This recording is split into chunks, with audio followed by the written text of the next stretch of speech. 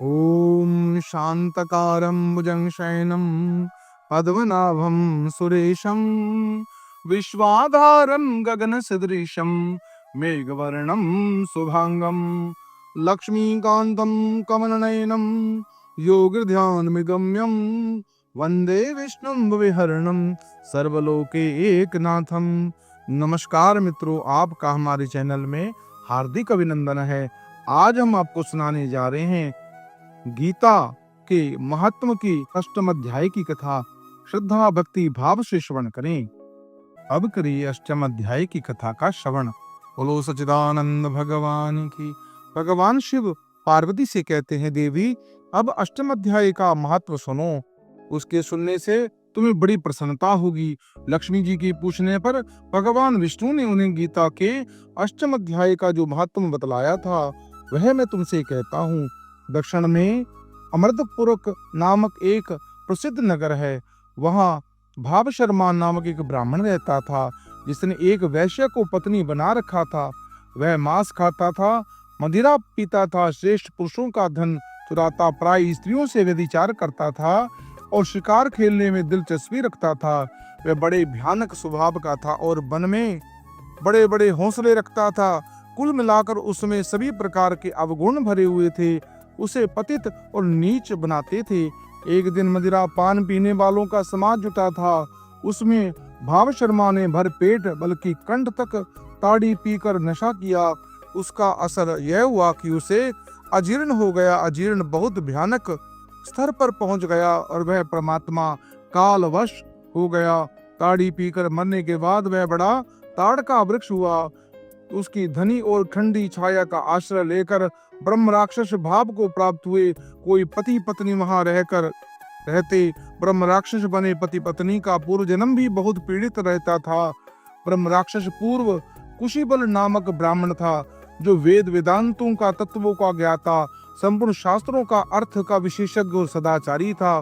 उसकी स्त्री का नाम कुमति था। वह पति से बिल्कुल उलट बड़े खोटे विचार की थी।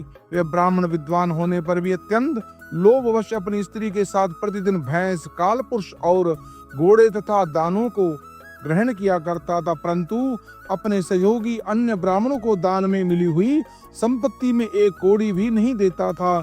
दोनों कोई न कोई बहाना बनाकर दान से एक दूसरे का हिस्सा डकार जाते। इस पाप के कारण वे दोनों पति पत्नी कालवश मृत्यु को प्राप्त होकर ब्रह्म राक्षस हुए। वे भूख और प्यास से पीड़ित हो गए।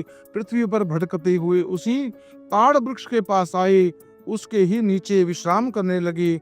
उसके बाद पति पत्नी ने एक दूसरे से कहा, नाथ, हम लोगों का यह महान दुख कैसे दूर होगा? ब्रह्म राक्षस योनि से किस प्रकार से हम दोनों की मुक्ति होगी? तब उस ब्राह्मण ने कहा, महाविद्या के उपदेश, अध्यात्म तत्व के विचार, कर्म विधि के ज्ञान बिना किस प्रकार से संकट से छुटकारा मिल सकता है? यह सुनकर पत्नी ने पूछा, किम तद ब्रह्मा, किम अध्यात्म, किम पुरुषोत्तम? पुरुषोत्तम वह ब्रह्मा क्या है? अध्यात्म क्या है? कर्म कौन सा है? उसकी पत्नी के इतना कहते ही जो आश्चर्य घटना घटित हुई उसे सुनो। ब्रह्म राक्षस की पत्नी के मुख से देवयोग से जो उपयुक्त वाक्य निकला वह गीता के अष्टम अध्याय का आधा श्लोक था। आधे श्लोक श्रवण से ही उसी समय ताड़ के रूप को त्याग कर भाव शर्मा नामक ब्राह्मण हो गया। तत्काल ज्ञान होने पर विशुद्ध चित्त होकर वह पाप से चोले से मुक्त हो गया तथा उसके आधे श्लोक के ही महात्म से वे पति पत्नी भी मुक्त हो गए।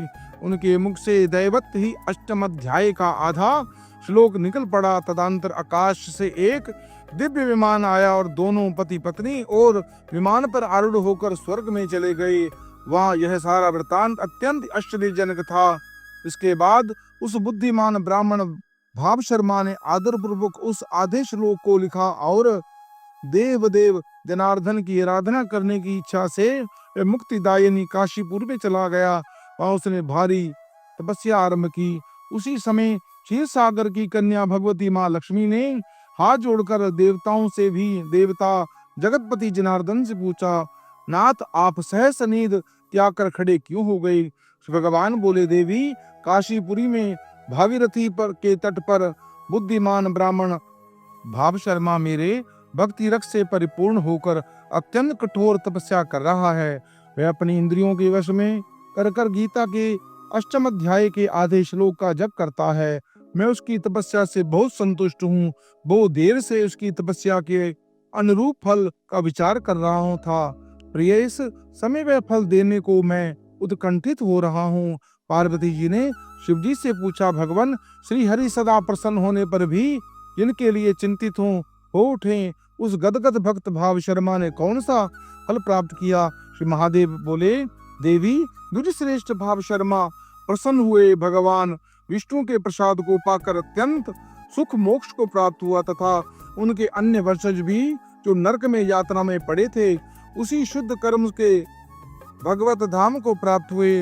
हे पार्वती, ये अष्टम अध्याय का महात्म है, थोड़े में ही तुम्हें बताया है।